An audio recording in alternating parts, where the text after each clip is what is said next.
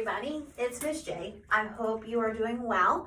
I am going to go ahead and do a clarinet tutorial for you, beginning band kids. Now, clarinet. The tutorial for you is going to be a little different because we need to review some things first before we move on to learning the scales and doing the assignment. I want to make sure that we're all on the same page about going over the break and doing all those notes that we've learned how to pop recently in the last couple weeks, okay? So, remember, we need that big clarinet sound, so don't hold back, especially now it's probably just you playing by yourself. Go ahead and put a lot of air through your instrument, a lot of mouthpiece for the lower register. Let's just go ahead and play your B flat, your A, your low A, your low G, and your low A, B flat, your low A, and your low G together. Here we go. Here's your low B flat.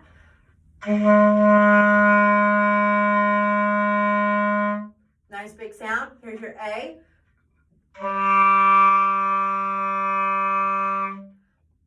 And then here's your G.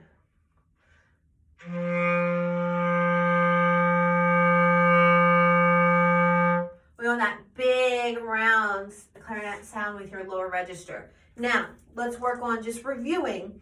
We're going to play each note. We're going to start the B flat, and then I will give you the cue, and we're going to pop the note together, okay? So just watch me. Here we go, just the B flat first.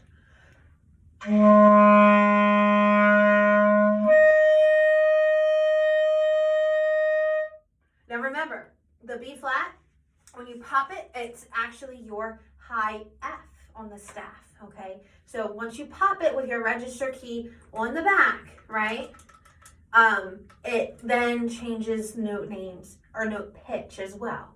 All right, so let's try now your low A. Let's do the low A together. And then when I give you the signal, we're going to go ahead and pop it. Here we go, low A.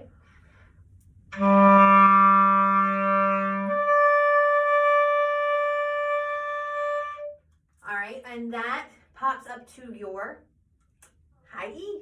So make sure that you guys are aware of that. And let's keep practicing that, you know, in between. Make sure you're comfortable with that. Make sure you're getting a good sound.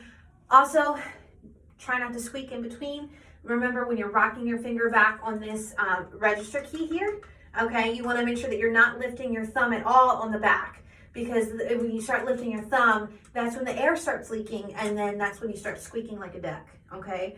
So now let me hear your low G, and then when I give you the signal, we're gonna do the same thing. We're gonna pop it. Here we go, low G.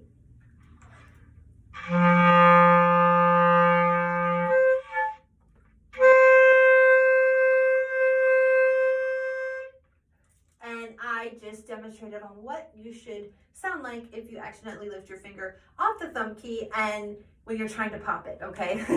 So we want the low G. When you pop it, it then goes up to your high D, okay? Your high D on the staff. Make sure you reference 118 in your book, page 27. 118, just a little off the top, is the exercise that you learn all of these in. And if you need to reference those or remember what they look like when you see them on the staff, okay? Because we were staying really low on the staff for the longest time. Now we're going from the middle line up of the treble clef staff on your instrument. Now, some of you I got to meet with on Friday before we left.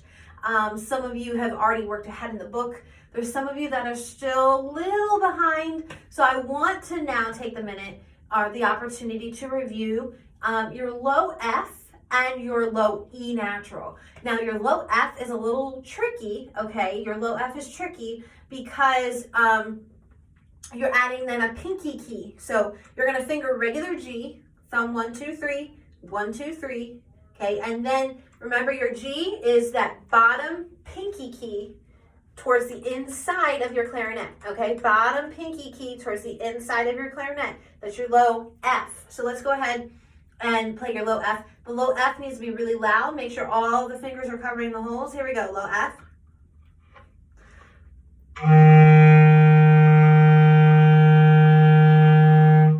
All right. Now, let's try and review the low E. Do you remember the low E? the lowest note that you know on your instrument and the lowest point of your instrument. Now the low E, you finger like regular F, okay? But now we're adding in your final pinky finger, your final pinky. So you see all these little keys on the top? Make sure it's this long teardrop looking key, but it's the one that's closest to the inside of your instrument, okay?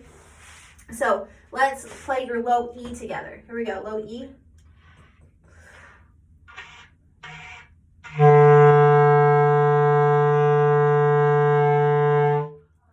All right, sorry, I'm working on a new read. I'm allowed to use that excuse. So we're doing the low E. All right, so now we can pop those notes, okay? So let's do the low E again, okay? Now, when I give you the signal, we're gonna pop it like we did any other note, but here's the thing. You're gonna want to lift the top pinky. Keep the top pinky glued to that key that I showed you. Pretend that someone has super glued your fingers to the keys. Don't move them. The only thing you should be moving is the thumb on the back to rock up to your register key to pop the note, okay? So here's your low E. Okay.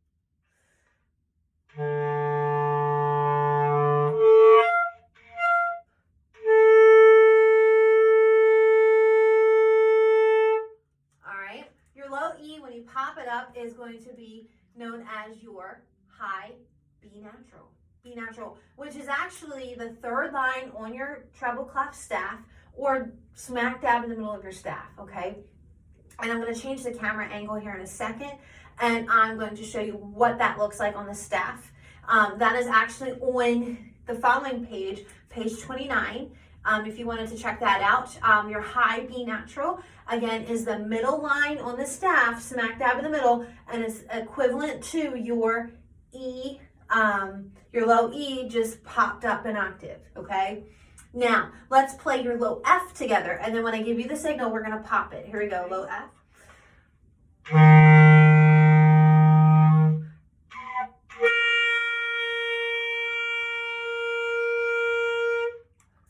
Okay, so your low F is gonna go one space above on the staff. It's the middle space. So on the staff, it is known as your high C natural, okay?